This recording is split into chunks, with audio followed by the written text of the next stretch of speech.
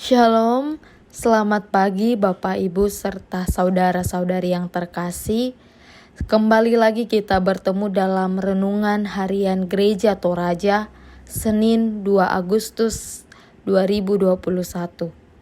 Mari kita selalu mengandalkan Tuhan di dalam kehidupan kita setiap harinya. Mari kita datang merendahkan diri. Pertolongan kita adalah dalam nama Tuhan yang menjadikan langit dan bumi. Salam sejahtera dari Allah Bapa, Putra dan Roh Kudus bagi kita sekalian. Amin. Bapak Ibu serta saudara-saudari yang terkasih, mari kita menjadikan firman Tuhan sebagai pedoman di dalam kehidupan kita setiap harinya. Namun sebelum kita mendengarkan akan kebenaran firman Tuhan, mari kita tundukkan kepala, kita satu di dalam doa, kita berdoa. Ya Tuhan, kami mengucap syukur atas penyertaan Tuhan di dalam kehidupan kami yang senantiasa kami rasakan Tuhan. Di pagi hari ini Engkau masih memberikan kami nafas kehidupan, memberikan kami hari yang indah Tuhan. Ya Tuhan, untuk menjadi pedoman di dalam kehidupan kami, menjadi penuntun kami mau mendengarkan akan firman-Mu Tuhan. Ajarkan kami agar kami dapat mengerti akan kebenaran firman-Mu Tuhan. Inilah doa kami di dalam nama Yesus Kristus, Tuhan dan Juru Selamat kami. Amin.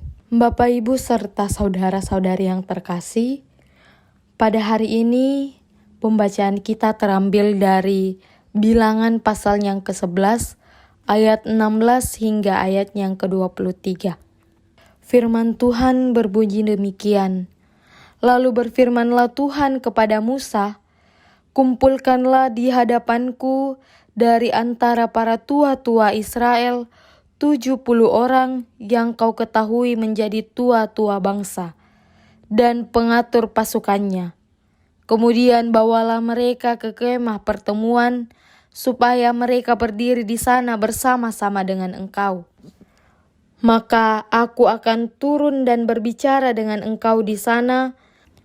Lalu sebagian dari roh yang hinggap padamu, itu akan kuambil dan kutaruh atas mereka. Maka mereka bersama-sama dengan engkau akan memikul tanggung jawab atas bangsa itu.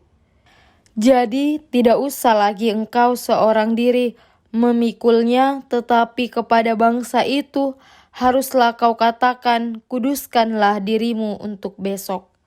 Maka kamu akan makan daging, sebab kamu telah menangis di hadapan Tuhan dengan berkata, siapakah yang akan memberi kami makan daging? Begitu baik keadaan kita di Mesir, bukan? Tuhan akan memberi kamu daging untuk dimakan. Bukan hanya 1 hari kamu akan memakannya, bukan 2 hari, bukan 5 hari, bukan 10 hari, bukan 20 hari, tetapi genap sebulan lamanya sampai keluar dari dalam hidungmu dan sampai kamu muak. Karena kamu telah menolak Tuhan yang ada di tengah-tengah kamu dan menangis di hadapannya dengan berkata, untuk apakah kita keluar dari Mesir? Tetapi kata Musa, bangsa yang ada bersama aku ini berjumlah 600.000 orang berjalan kaki. Namun engkau berfirman, daging akan kuberikan kepadamu, dan genap sebulan lamanya mereka akan memakannya. Dapatkah sekian banyak kambing, domba, dan lembu sapi disembeli bagi mereka, sehingga mereka mendapat cukup? Tetapi Tuhan menjawab Musa, masakan kuasa Tuhan akan kurang untuk melakukan itu?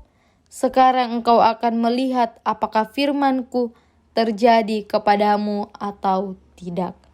Amin. Bapak, Ibu, serta saudara-saudari yang terkasih, tema perenungan kita pada hari ini ialah Tuhan yang memimpin engkau. Alkitab banyak berbicara tentang realitas iman dan peringatan untuk setia kepadanya.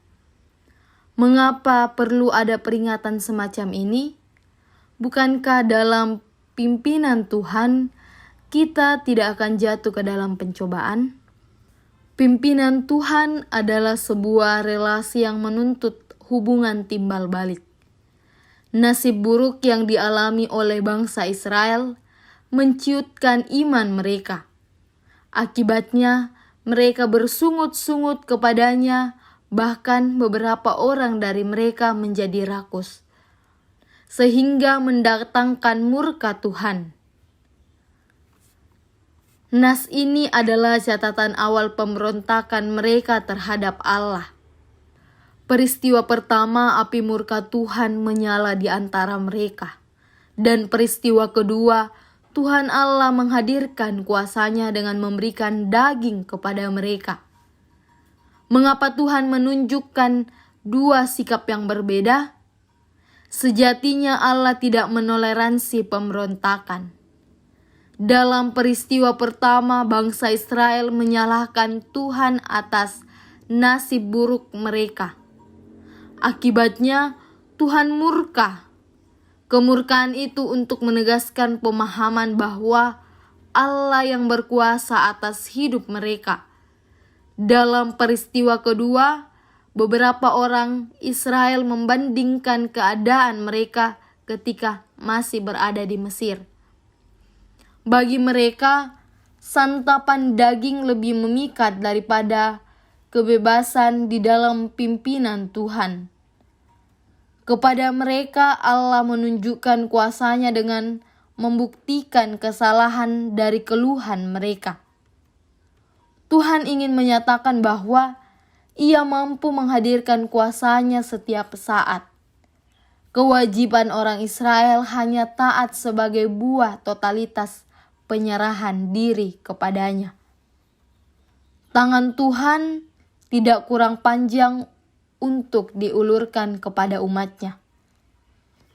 Penghalang utama kita dalam menjalin relasi dengan Tuhan adalah dosa yang menyeret kita menjauh dari hadirat-Nya. Kita sendirilah yang akibatnya kita sulit melihat karya anugerah-Nya. Sebagai umat Allah, kita dipanggil untuk terus mengarahkan mata kepada Tuhan, mengikuti setiap tuntunan-Nya, dan taat kepada pemimpinannya. Amin. Bapak, Ibu, serta saudara-saudari yang terkasih, kita telah mendengarkan akan kebenaran firman Tuhan untuk menjadi pedoman di dalam kehidupan kita setiap harinya. Mari kita tundukkan kepala, kita satu di dalam doa, kita berdoa. Bapa yang pengasih dan penolong, kami datang mengucap syukur atas kasih setia-Mu di dalam hidup kami, ya Tuhan, yang senantiasa kami rasakan. Kehidupan yang masih Kau berikan kepada kami merupakan bukti cinta kasih-Mu Tuhan. Oleh karena itu, ajarkan kami untuk selalu menaruh harapan kami di dalam-Mu. Sebab kami yakin tangan-Mu tak kurang panjang untuk menolong kami, dan telinga-Mu tidak kurang tajam untuk mendengarkan setiap harapan-harapan, setiap permohonan-permohonan yang kami ucapkan, ya Tuhan. Keadaan dan kehidupan kami di setiap waktunya kami serahkan ke dalam tangan-Mu.